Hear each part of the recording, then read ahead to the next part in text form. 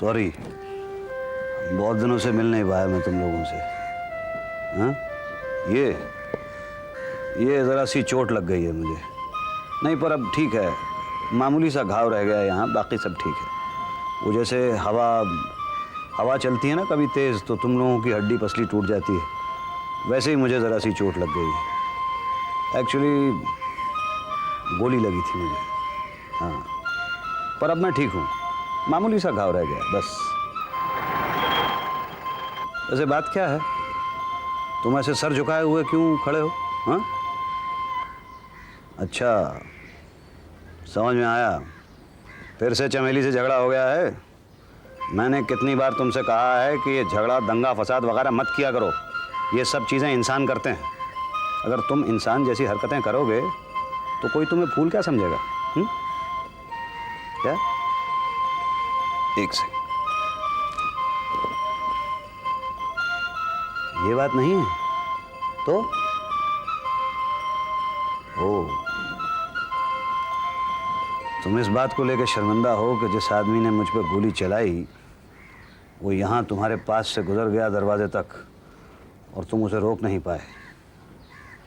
नहीं, शर्मिंदा होने की कोई ज़रूरत नहीं है, मैं समझ सकता हूँ। दरअसल रात का वक्त था, बारिश भी थी, तुम सो रहे होंगे अपना रेनकोट पहनकर, तो ख्याल नहीं आया होगा तुम्हें। It's okay, no problem.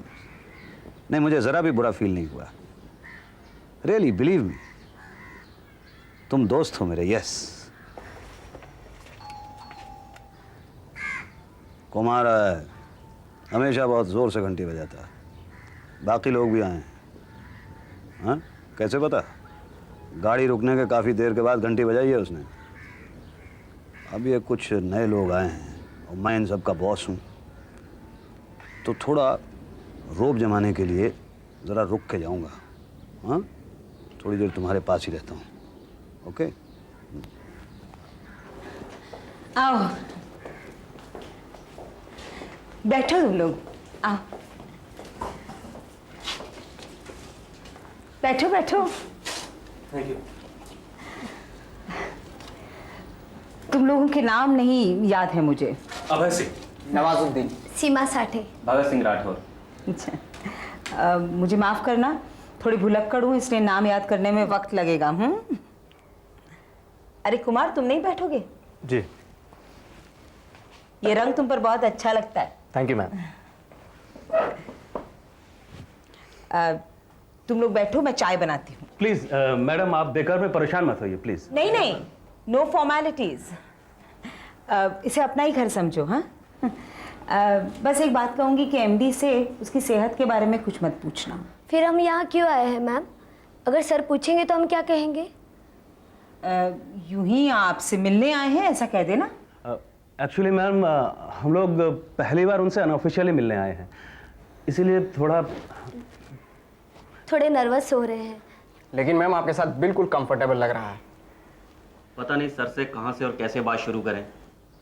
इधर उधर की फिजूल बातें तो एमडी को बिल्कुल अच्छी नहीं लगती। उन्हें अपने किसी भी पुराने केस के बारे में पूछना, एमडी फौरन आप लोगों के साथ घुल मिल जाएंगे। कौन से केस के बारे में मैम? किसी भी पुराने केस के बारे में। पुराने केसों के बारे में बात करना एमडी को बहुत अच्छा लगता है, खासकर वो केस जो उनकी डायरी में दर्ज हो। उन्हें अपने किसी भी पुराने केस के एक्सपीरियंसेस के बारे में पूछना तुम लोग। Very good idea ma'am, thank you. अच्छा, अब तुम बैठो आराम से, मैं चाय बना कर लाती हूँ। बहुत अच्छा नेचर है ना मैम का। हाँ, सर कहीं दिखाई नहीं दे रहे। अब मोहिनी मुझे बुलाने के लिए आएगी और जाना पड़ेगा। एमडी, देखा, आ गई। हाँ, अब बहुत भाव खा लिया तुमने, चलो। अरे मुझे भाव खाने की क्या जरूरत है? ये सब लोग तो मेरे जूनियर्स हैं, मैं इनका बॉस हूँ।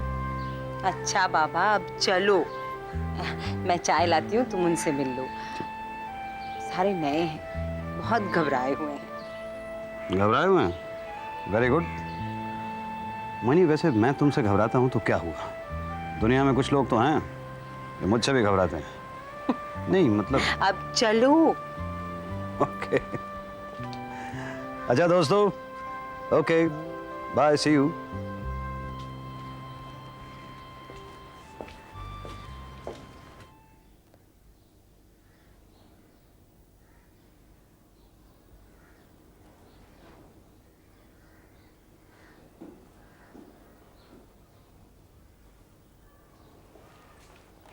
उसे मत छू।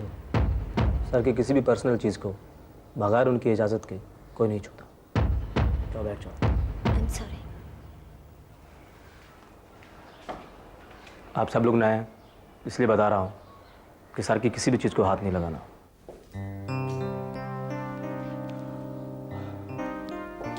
Good morning sir. Good morning, good morning, good morning Kumar. क्या बात है, इन सब की हवाइयाँ उड़ी हुई हैं? अनऑफिशियली पहली बार आपके घर आए सर। ओ,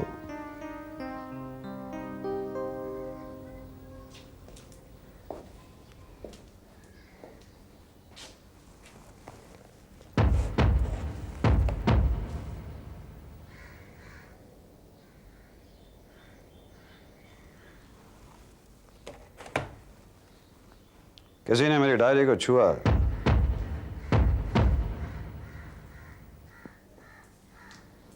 तुमने? सर यस वो सुनाओ। Yes. Are you in love? किसी से मोहब्बत करते हो? No no sir. तो करो भाई, मोहब्बत करना तो बहुत अच्छी बात है और तुम्हारी उम्र है मोहब्बत करने की। हाँ हाँ नवाज सर। रात देर तक फुटबॉल देख रहे थे इसलिए सुबह देर से उठे। सर क्या स्कोर क्या रहा? 3-0 सर। 3-0। कौन हारा? ब्राजील। हाँ ब्राजील हार गया। तुम्हारी तरह मैं भी ब्राजील की तरफ था। मुझे लगता है रोनाल्डो ठीक नहीं खेला। नहीं तुम्हें नहीं लगता? रोनाल्डो खेल ही नहीं रहा था। जहां तक मेरा ख्याल है ये नवाज ने रोनाल्डो से कुछ कह दिया होगा। Am I right? हाँ राठौड़। सर, जब से डीएसपी ज्वाइन किया है आपके बारे में बहुत सुना। हम लोग ने आपसे कुछ सीखना चाहते हैं। हम लोग साथ काम करेंगे तो सीखेंगे एक दूसरे से। सर भाई सुना है कि तुम बहुत अच्छा चेस खेलते हो? जी। खेलते हो ना? Yes sir. तो बैठेंगे कभी साथ में? ज़रूर sir. Okay. I am sorry मैं आप लोगों को पहले अटेंड नहीं कर पाया। दरअसल मेरे फूल और पौधे जो हैं वो कुछ थोड़े दिनों से नाराज़ थे मुझसे क्योंकि मैं मिल नहीं पाया था उन लोगों से, ये इस सब की वजह से। मगर अब ठीक हैं। गुलाब तो इतना नाराज़ था कि बात तक करने के लिए तैयार नहीं था। सेंसिटिव होते हैं ना फूल इसी। और बैठिए बैठिए। Thank you sir. चाय। चाय। Thank you. Thank you ma'am. ये वाली। ये थैंक यू। Thank you. मेरी बीवी बहुत अच्छी चाय बनाती है ना कुमार? जी सर। अरे तुम लोग बैठो बैठो। सर आपने इतने सारे केसेस सॉल्व किए हैं, किसी केस के एक्सपीरियंस के बारे में बताइए। मैं चलती हूँ।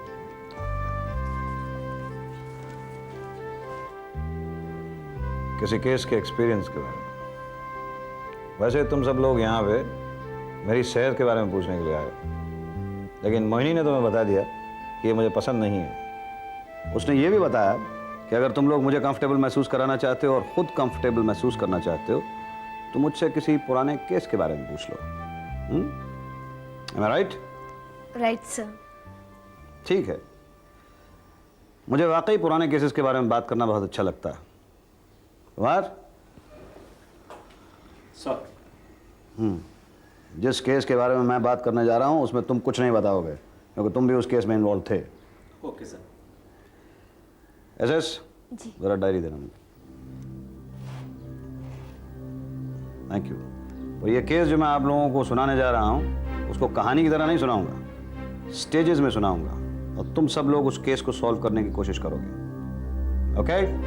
Okay sir.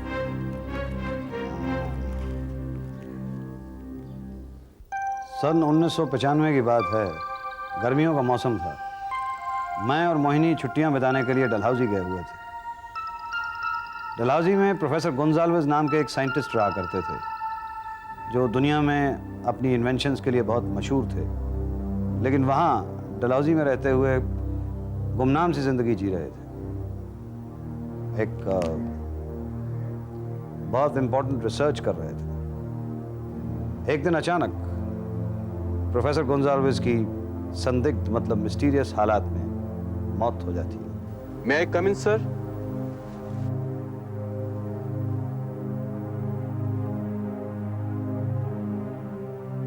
Good morning sir.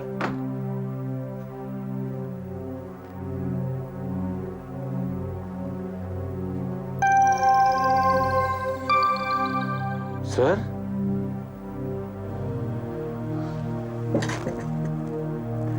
Mrs Gonsalves.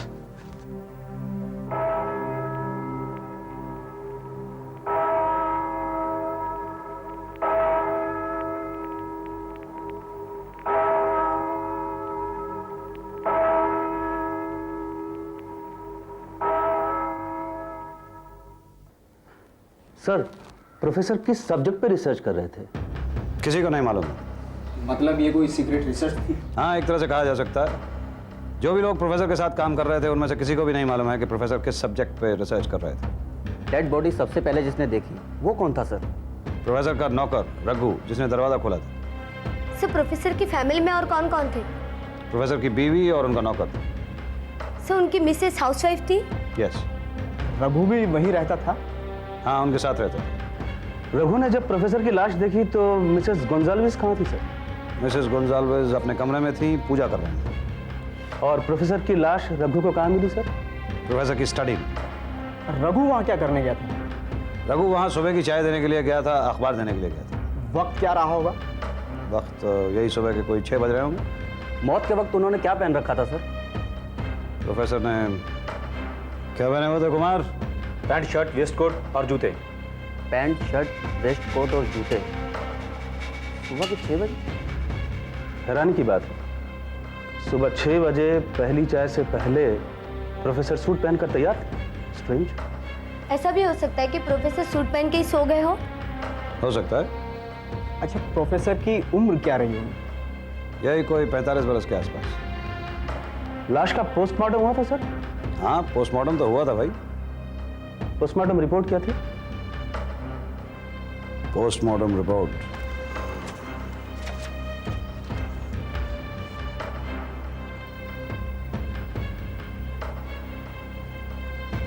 It's a well plan murder. Air bubble inject करके प्रोफेसर को मारा गया। Very unusual. मारने का तरीका इंजेक्शन से एयर बबल इंजेक्ट करके।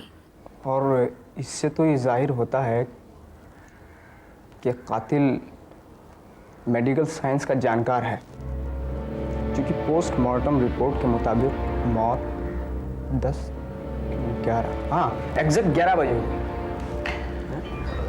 सर, प्रोफेसर की डेड बॉडी से और क्या क्या चीजें मिली? प्रोफेसर की डेड बॉडी से एक अजीब और गरीब चश्मा मिला सिंह, जो वो मरते वक्त पहने हुए थे। सर, अभी आपने बताया कि प्रोफेसर सोफे पर लेटे हुए मरे पाए गए थे। That's right. तो वो सूट पहने हुए थे और एक चश्मा भी पहने हुए थे।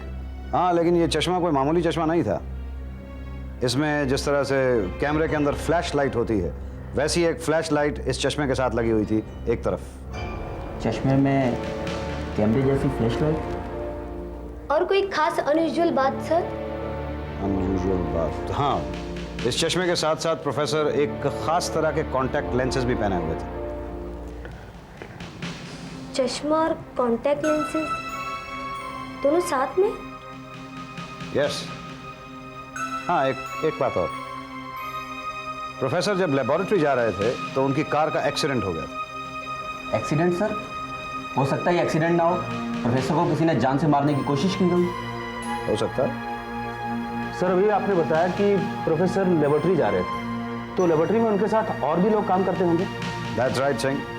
कई जूनियर साइंटिस्ट प्रोफेसर के साथ काम कर रहे थे। यानी ये साइंटिस्ट प्रोफेसर के असिस्टेंट के हिस्से से काम करते थे, राइट सर? हाँ। सर, ये लेबोरेटरी प्रोफेसर की पर्सनल थी?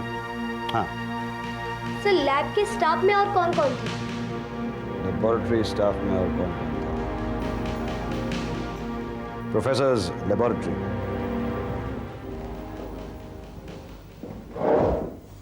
Good morning sir. Good morning Parth. ये क्या हुआ सर? नथिंग मच, छोटा सा accident. Oh my God. Anyway, what is the progress? 3 test complete हो चुके हैं सर।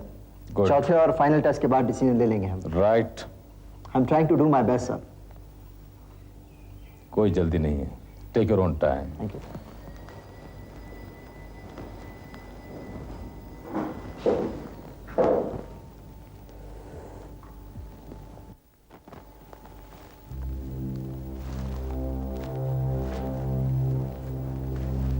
मिस्टर पार्थो, कितने बार मैं पहले समझा चुका हूं, this is the last warning, no cigarettes in this lab. Okay.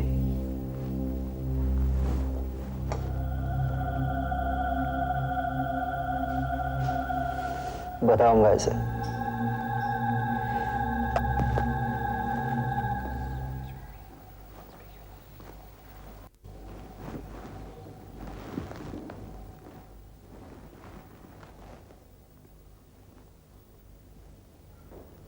Good morning miss Priya Anand. Good morning, sir. May I have a look at those readings? Yes, sir.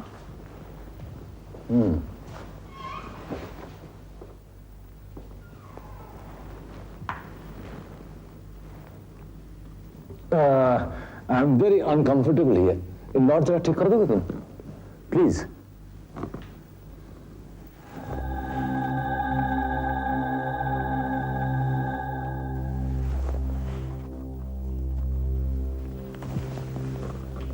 Thank you.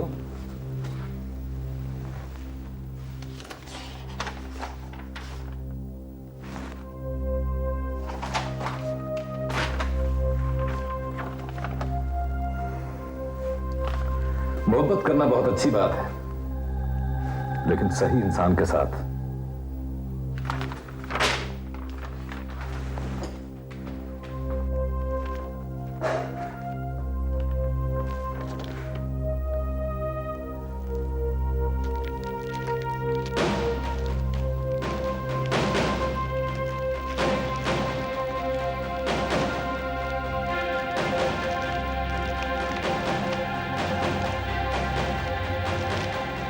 दिल का किस्म का इंसान था प्रोफेसर।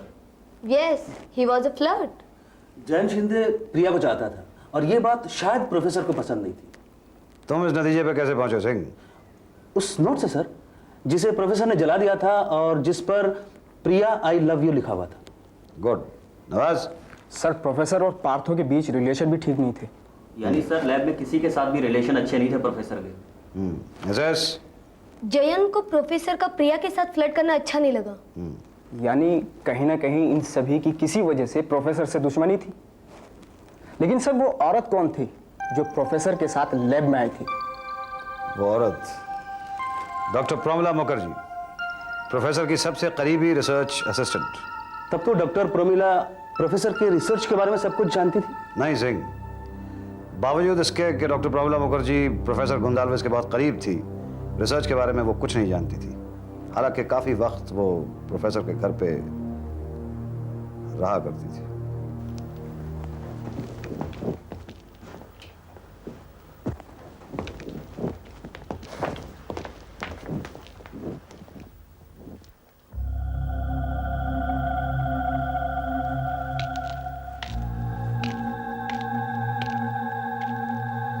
सो जाइए मिसेस गोंजाल्वेस।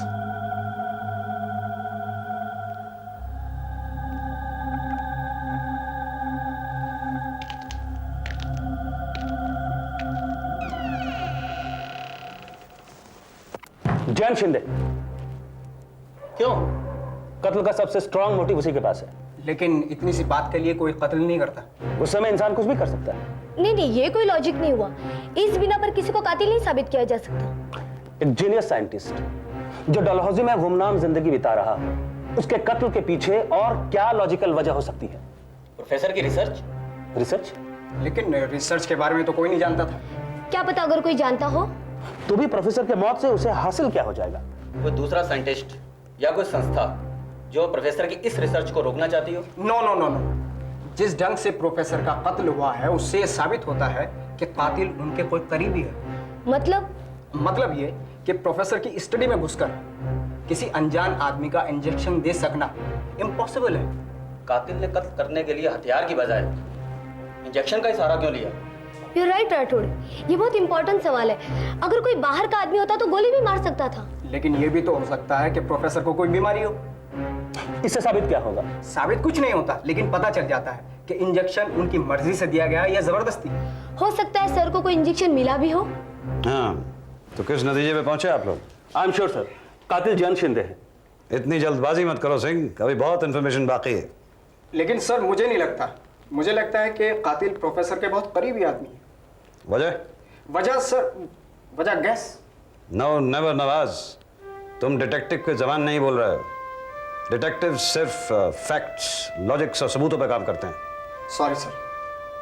एसएस, सर आपको कोई injection मिला था? गुड, तुम सही रास्ते पे जा रही हो।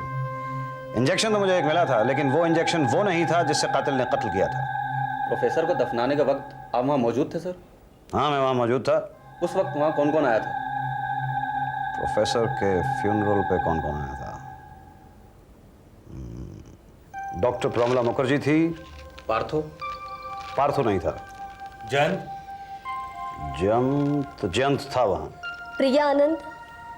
प्रिया थी, और मिसेस गोंजाल्वेस थी, और रघु था।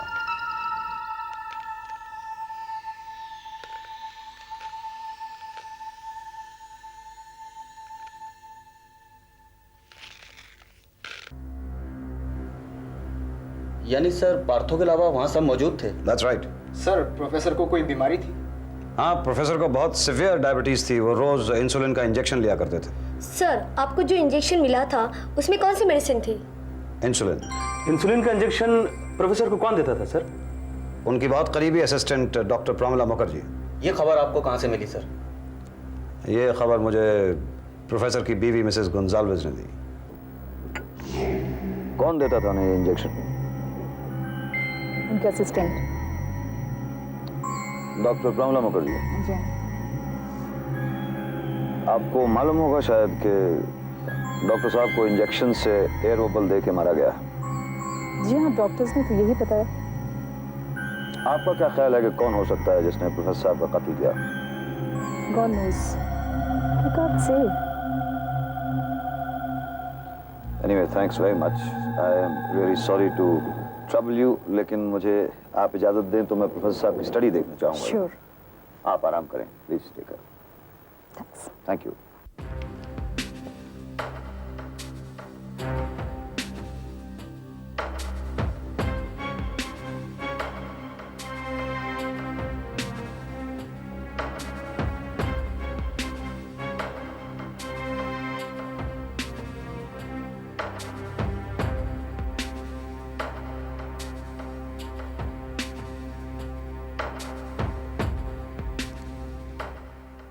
सर आपको प्रोफेसर के टेबल पर डॉक्टर प्रमिला मुखर्जी की तस्वीर दिखाई दी। That's right. तुम कुछ और जानना चाह रही हो एसएस? Yes sir. बोलो। I think doctor Pramila Mukherjee और प्रोफेसर के रिलेशंस के बारे में पता करना चाहिए। गुड। प्रोफेसर गोंजाल्वेस और डॉक्टर प्रमिला मुखर्जी के रिलेशंस के बारे में जानने के लिए हमने जयंत की गर्लफ्रेंड प्रिया आनंद को इंटरोगेट किया। पिछले 3 महीने से मैंने ऑब्जर्व किया कि डॉक्टर प्रमिला और प्रोफेसर के बीच पति पत्नी जैसा रिश्ता था। क्या प्रिया सच बोल रही थी सर? शायद। और डॉक्टर प्रमिला मुखर्जी ने क्या कहा? डॉक्टर प्रमिला मुखर्जी ही वाज माय आइडल, गुरु की तरह थे। सुना है कि प्रोफेसर गोंजाल्वेस को प्रिया आनंद से मोहब्बत थी। जी? आपको इस बात का कोई सबूत मिला सर कि प्रोफेसर प्रिया आनंद को चाहता था? सबूत? हाँ, वो सबूत मुझे जयंत शिंदे के घर पे मिला, चिट्ठियों।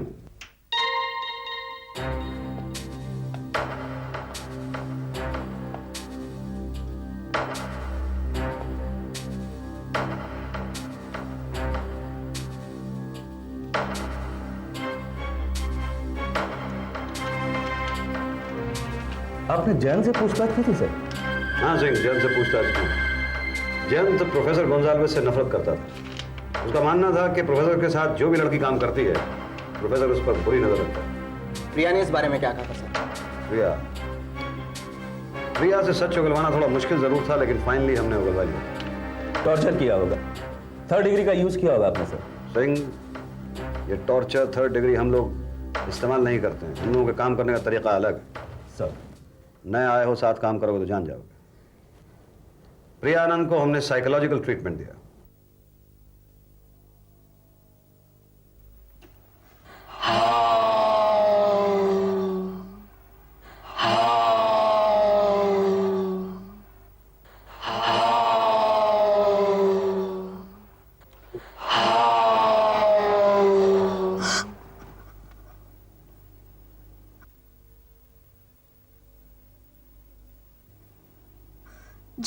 जब मैंने जयंत को सब कुछ बताया तो उसने प्रोफेसर को मार डालने की धमकी दी।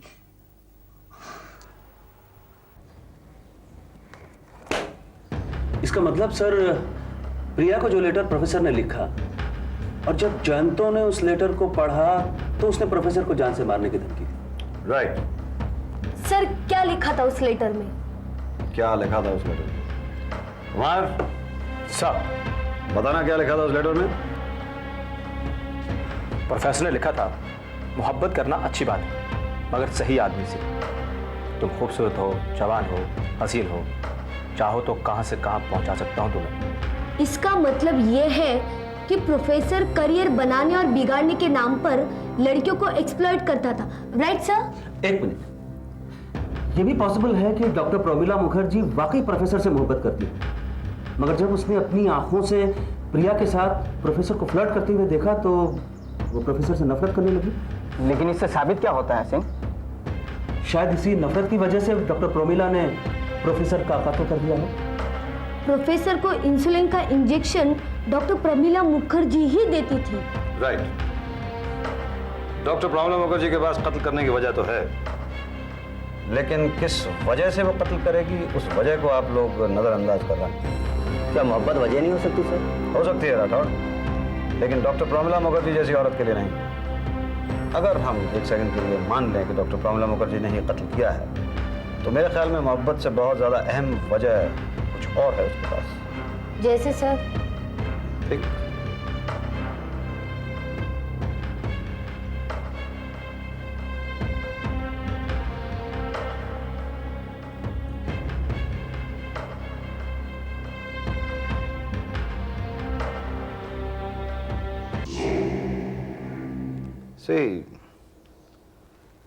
डॉक्टर प्रमिला मुखर्जी एक बेहद एम्बिशियस औरत थी। मुझसे क्यों नहीं हो पाता ये सब?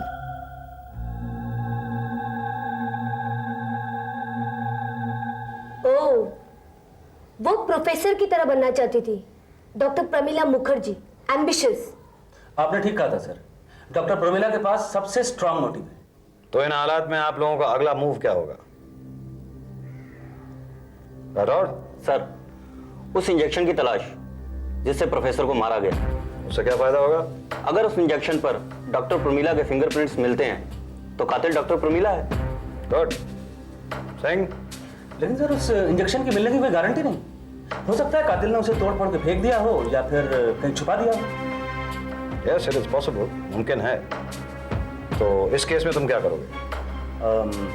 सर, हमें सबसे पहले प्रोफेसर की लेबोरेटरी चेक करनी चाहिए, शायद वहां से कोई क्लू मिल जाए। प्रोफेसर की लेबोरेटरी? अच्छा। सिंह ठीक कह रहे हैं सर। नवाज? सर मुझे लगता है कि प्रमिला मुखर्जी को वॉच करना चाहिए। अपनी अपनी जगह तुम सब लोग ठीक कह रहे हो, लेकिन मेरा ख्याल यह है कि तुम लोग लगातार एक गलती कर रहे हो। वो क्या सर? प्रोफेसर की रिसर्च। हो सकता है कि प्रोफेसर के कत्ल का ताल्लुक प्रोफेसर की रिसर्च से हो जो वो अपनी मौत से पहले कर रहे थे। राइट सर, हमने ये पहले पॉइंट डिस्कस किया था लेकिन बाद में भूल गए। सर, आपने वो रिसर्च तलाश करने की कोशिश की? हाँ, हम लोगों ने वो रिसर्च तलाश करने की कोशिश की, और तलाश करने की कोशिश में सबसे पहले हमने प्रोफेसर की पर्सनल लेबोरेटरी के डार्क रूम को चेक किया। Professor dark room.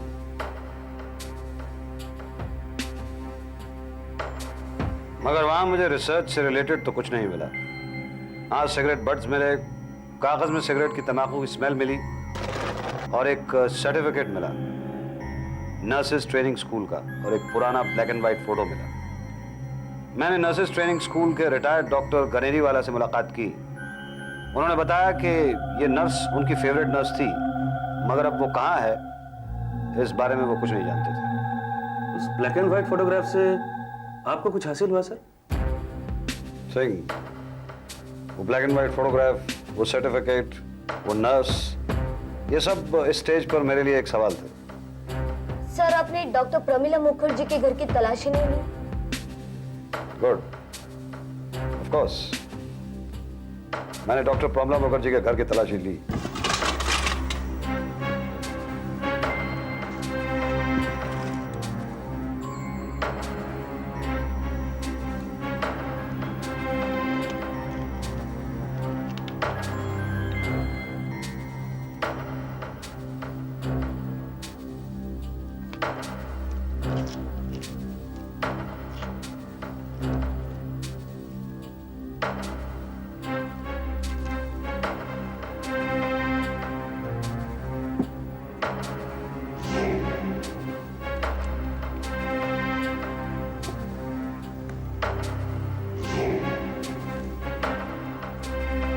सर, उस कुरियर की रसीद पर कहाँ का पता था?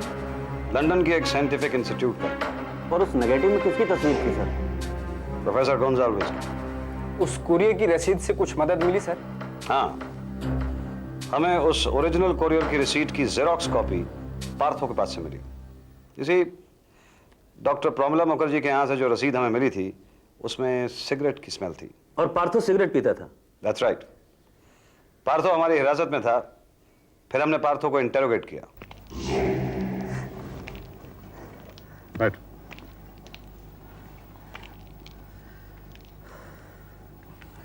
अब बताओ सच सच। सर, वो उसी औरत ने मुझे एक पैकेट दिया था लंदन कुरियर करने के लिए, और मैंने ही वो कुरियर की ओरिजिनल रसीद डॉक्टर प्रमिला के यहाँ रखी थी। क्या था उस पैकेट के अंदर? मुझे नहीं पता सर। कहाँ रखा हुआ था वो पैकेट? वो पैकेट उसने सुभाष चौक के सामने जो चर्च है उसके नीचे डस्टबिन में रख छोड़ा था मेरे लिए 2000 रुपए के साथ। किस दिन की बात है ये? सर, प्रोफेसर गोंजाल्वेज की मौत हुई उस सुबह की। उससे पहले भी वहाँ कुछ रखा गया था? जी, एक बार उसने मेरे लिए 10,000 रुपए वहीं छोड़े थे। और ये कुरियर की जेरोक्स? ये सर उसने मुझे देनी है, उसे प्रूफ के लिए उसने मुझे पैसे दिए हैं इस काम के लिए। वहीं रखनी है उसी जगह? नहीं सर, तो वो मुझे फोन करके बताएगी कल रात 11 बजे। जी, कल 11 बजे। कल रात 11 बजे? जी sir. Thank you.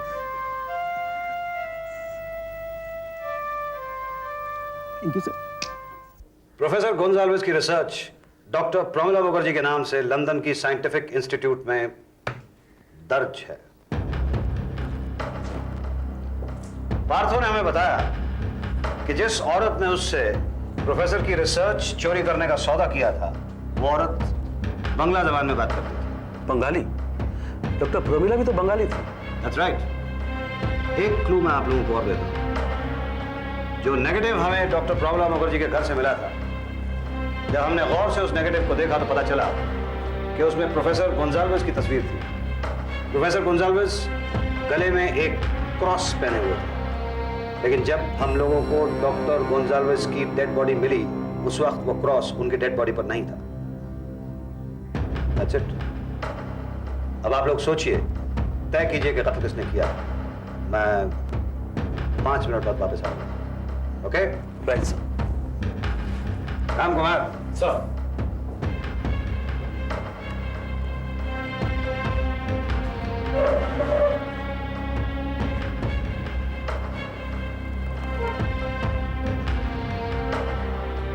Doctor Pramila Mukherjee. हाँ, सारे सबूत तो डॉक्टर प्रमिला के खिलाफ है। Exactly. Doctor Pramila Mukherjee professor के सबसे करीब थी, सो इंजेक्शन से एयर बबल इंजेक्ट करना आसान था। यस, इंसुलिन का इंजेक्शन देने के बहाने वो कभी भी एयर बबल दे सकते थे। लेकिन वो इंजेक्शन कहीं नहीं। मुझे नहीं लगता इतने सारे सबूत मिलने के बाद इंजेक्शन का मिलना जरूरी है। अगर हम उसे हिरासत में लेकर पूछताछ करेंगे तो वो खुद ही सच बता देगी। बस थोड़ा टॉर्चर करने की जरूरत है। एक प्रॉब्लम तो है, अगर डॉक्टर प्रमिला मुखर्जी कन्फेस नहीं करती है तो उनके खिलाफ ऐसा एक भी सबूत नहीं है जो उन्हें यकीन के साथ कातिल साबित कर सके। जो भी हो, कातिल वही है। हाँ, वो एम्बिशियस तो थी, इसलिए वो प्रोफेसर की रिसर्च चुराकर अपने नाम पर भेज सकती थी। Yes, doctor Pramila Mukherjee. हाँ, तो किस नतीजे पे पहुंचे आप लोग? सर, हम सबके मुताबिक कातिल डॉक्टर प्रमिला मुखर्जी ही है। Doctor Promila Mukherjee? Sure. All of you? Yes sir. Case की इस स्टेज पर हम लोगों को भी ऐसा ही लगा था कि कातिल डॉक्टर प्रोमिला मुखर्जी है, लेकिन एक चीज पर आप लोगों ने गौर नहीं की। पार्थो के इंटरोगेशन में हम लोगों को पता चला था कि 11 बजे रात को पार्थो को वो बंगाली औरत टेलीफोन करेगी। डॉक्टर प्रोमिला मुखर्जी हमारी हिरासत में। अगर रात को 11 बजे फिर भी टेलीफोन आता है तो इसका मतलब है कि कत्ल डॉक्टर प्रोमिला मुखर्जी ने नहीं किया, कातिल कोई और है।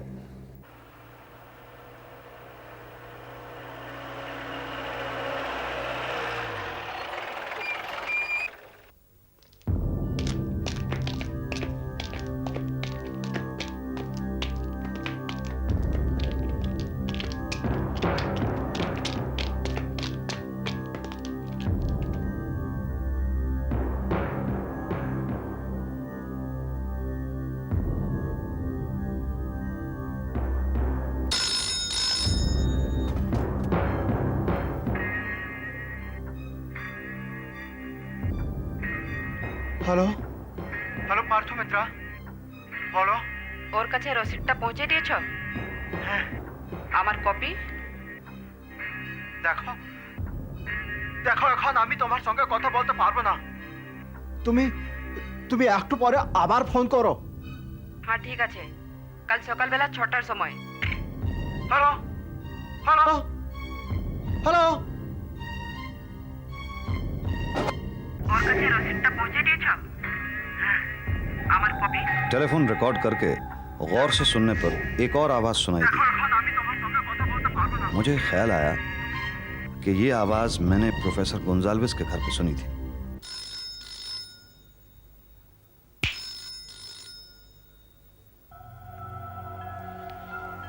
हेलो हेलो मिसेस गोंजाल्विस, मैं मोहनदास बोल रहा हूँ। सॉरी सुबह सुबह मैंने आपको डिस्टर्ब किया। दरअसल आपके पति के कातिल का पता चल गया है, हमने उसे पकड़ लिया है, वो हमारे पास है। आप फौरन हमारे पास चली आए। क्या? कौन है? कहाँ है? कहाँ? आप यहाँ आइए, फिर हम आपको बता देते हैं। हमारे पास पकड़ा हुआ है हमने उसे। जी मैं अभी आती हूँ।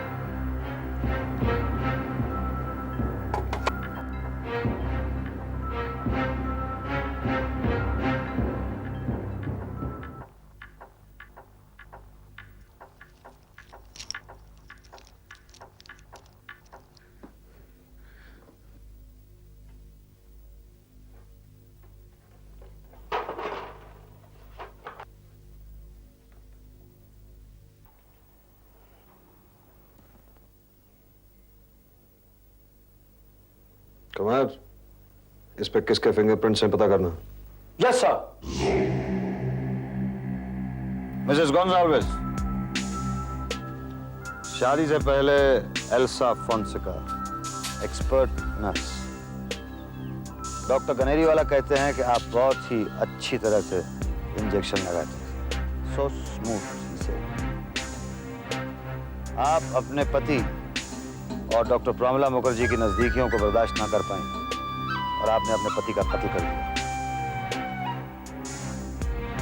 लेकिन आप डॉक्टर प्रमिला मुखर्जी को भी छोड़ना नहीं चाहती थी, इसलिए आपने 3 साल तक इंतजार किया प्रोफेसर की रिसर्च पूरी हो जाने का। और रिसर्च की एक कॉपी आपने लंदन के इंस्टीट्यूट में डॉक्टर प्रमिला मुखर्जी के नाम से भिजवा दी। ये सर्टिफिकेट आपके नर्स होने का सबूत। ये आपकी तस्वीरें, एक क्रॉस जो हमेशा प्रोफेसर साहब पहना करते थे, जहां आप पूजा करती हैं उसके आसपास दिखाई दिया। और ये इंजेक्शन जिसके अंदर कोई केमिकल नहीं है, लेकिन जिस पे आपकी उंगलियों के निशान हैं, आपने अपनी घड़ी में छुपाया हुआ था। इसी से आपने प्रोफेसर गोंजाल्विस का कत्ल किया।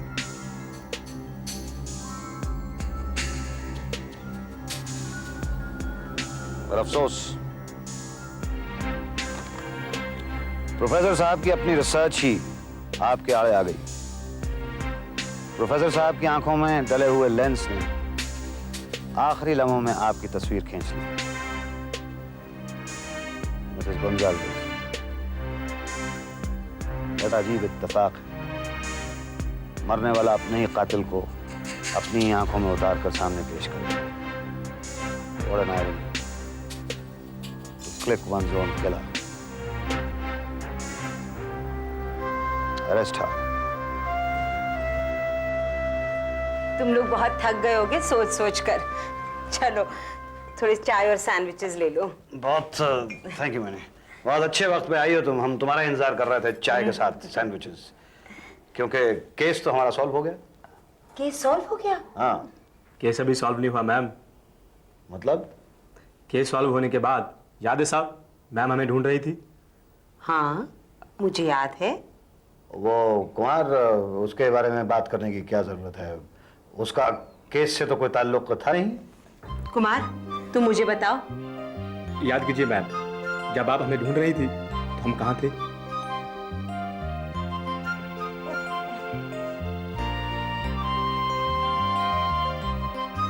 गीता, तुम लोग यहाँ हो? एमडी कहाँ है? मैं यहाँ हूँ। यहाँ एमडी? हाँ। वो बर्फी का डब्बा कहाँ गया? ये यहाँ पे है ना। है। तुम भी से मिठाई तो नहीं खा रहे हो ना? ये नहीं ये लोग खा रहे हैं ना। ये हाँ। बांटी मैंने मिठाई इनको। हाँ हाँ। और ये क्या है? ये क्या? आइसक्रीम? ये ज़ारा आइसक्रीम खा रही है ठंड के मौसम के अंदर, और मैं इसको समझाने की कोशिश कर। अरे तुम ठंड में कैसे खा सकती हो, वो भी यहाँ पहाड़ों के ऊपर? हाँ। शर्म नहीं आती तुम्हें? बर्फी भी खा रही है, साथ में आइसक्रीम भी खा रही है। रिडिकुलस। चाय तैयार होगी क्या? हाँ चाय तो तैयार हो गई। हाँ। आ जाओ 2 मिनट में तुम। अच्छा 2 मिनट में आते हैं हम लोग बस। हाँ। हाँ एमडी, हाँ बोलो। आ जाओ तुम जल्दी अभी। हाँ बस आ रहे हैं हम लोग, आ रहे हैं। फेंको इसको, चलो। आइसक्रीम फेंक क्यों नहीं रही हो तुम जल्दी से? ज़ारा आइसक्रीम फेंक दो।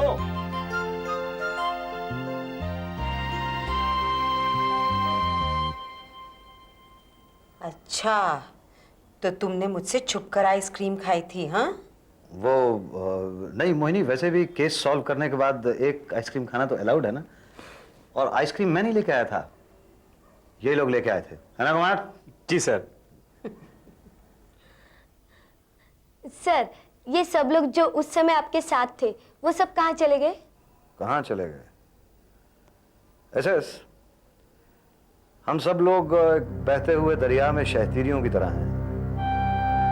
पानी की एक लहर उठती है तो हम सब लोग इकट्ठा हो जाते हैं, फिर थोड़ी देर के बाद पानी की एक दूसरी लहर उठती है और हम सब लोग अपने अपने किनारों की तरफ हो लेते हैं। पानी की एक नई लहर उठी और तुम सब लोग, हम सब इकट्ठा हो गए। यही जिंदगी का चलन है। अब क्या पता कब पानी की एक और लहर उठे और हम सब लोग अपने अपने नए किनारों की तरफ